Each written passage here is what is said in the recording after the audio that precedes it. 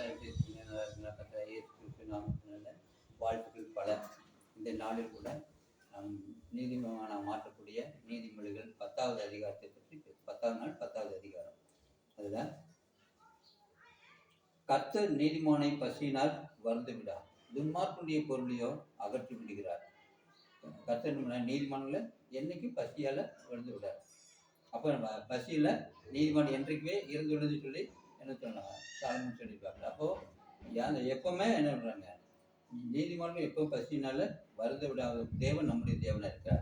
அதான் அப்போ என்ன பண்ணணும்னா, நம்ம பசியால் வருந்தாமல் இருக்கணும்னு நம்ம என்ன பண்ணுறோங்க, சோம்பர் கையால் வேலை செய்கிறவன் ஏழையவான், சுறுசுறுப்புள்ளவன் கையோ செல்வத்தை உண்டாக்கும். அப்போ சோம்பர் கையில் நம்ம வேலை செய்யறது, சுறுசுறுப்பாக வேலை செஞ்சு பாருங்க, பசியில் வாடுவோமா? வாழ மாட்டோம். அப்போ நீதிமான்கள் என்ன பண்ணணுங்க, ஞானமாக நடக்கணும். அப்போ ஒவ்வொரு இடத்துலையும் நீதிமான் ஞானமாக நடக்கிறப்போ அவன் சோம்பலே இருக்காது, அவனுக்கு எப்பவும் சுறுசுறுப்பாக இருப்பான். நீதிமான்கள் எப்பவுமே சுறுசுறுப்பாக தான் இருப்பாங்க. அதனால் கோடை காலத்தில் செரிக்கிறவன் புத்தியுள்ள மகன், அறுப்பு காலத்தில் தூங்கிறவனோ லட்சியை உண்டாக்குற மகனாக இருக்கிறான். கோடை காலத்தில் நம்ம சேர்க்கணும், கோடை காலத்தில் நம்ம வேலை செய்யணும், அதிகமாக வேலை செஞ்சு எவ்வளோ சம்பாதிக்கணுமோ சம்பாதிக்கணும். அப்போ தூங்கிட்டு இருக்கிறாரு. அறுப்பு காலத்தில் தூங்கணும்னு என்ன பண்ணுவான், அறுப்பெல்லாம் அறுத்து இருப்பாங்க, நீங்கள் தூங்கிட்டு இருந்தீங்கன்னா வெள்ளம் வீட்டுக்கு வருமா? வராது. அப்போ என்ன பண்ணணுங்க, நம்ம அறுப்பு காலத்தில் நம்ம சுறுசுறுப்பாக இருந்து பண்ணாலும் வெள்ளம் வீட்டுக்கு வரும்.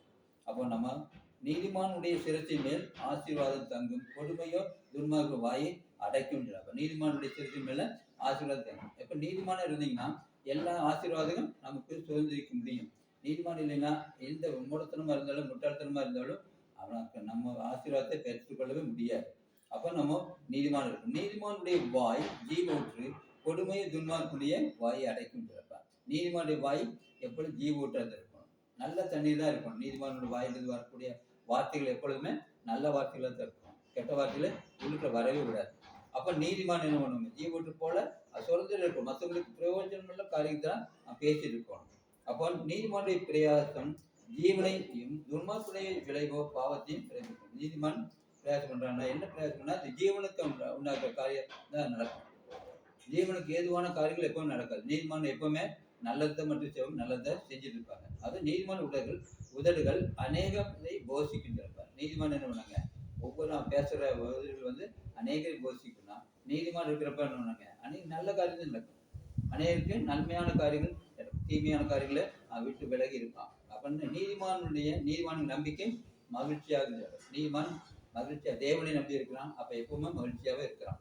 அதனாலதான் நீதிமான் என்று அசைக்கப்படுவதில்லை. நீதிமான் எப்பொழுது அசைக்கப்படுவாங்க, எப்பவுமே எந்த ஒரு துன்பம் வந்தாலும், எந்த ஒரு காரணம், எந்த கஷ்டம் வந்தாலும், கண்ணீர் வந்தாலும், கவலை வந்தாலும் அவன் நீதிமான் என்பாங்க. நீதியா நிற்கிறப்போ எல்லாவற்றிலிருந்து விலகி தேவன் காத்துக்கொள்ள வழிபாடுகளை திறப்பார்கள்.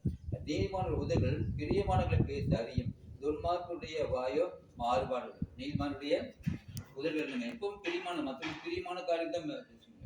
மற்றவங்களுக்கு கஷ்டமான காரியங்களோ மற்றவங்க காயப்படுத்தக்கூடிய காரியங்களாக எதுவுமே பேசாது. அப்போ நீதிமான்கள் பெருமையாக ஒவ்வொருவரும் இந்த நீதிமொழிகளின்படி நடந்து தேவன் தம்மை ஆசீர்வதித்து ஒவ்வொருவரையும் நீதிமானாக மாற்றும்படியாக தேவன் தாமே இந்த வசனத்தின் மூலமாக பெரிய காரியங்களை செய்வார்கள்.